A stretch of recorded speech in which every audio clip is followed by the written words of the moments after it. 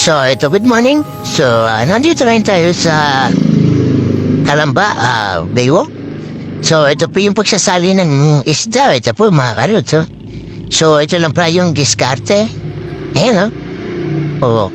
Para hindi mo makalabas ng isda, takpan. Diba?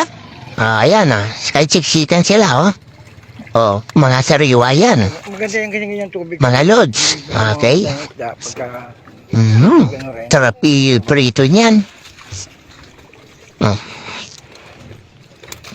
Ito niyan, ayan, sasari na. Yun, Bili ng pala yan. Tapos, para makahinga, ang mga isda, siyempre, tubig yan rin. Minahulog. Tubig tabang rin ang dapat na ilalagay nyo para hindi mamatay agad. So, ayan. Babalot na natin. Ba't natin? Nila pala. Ayan,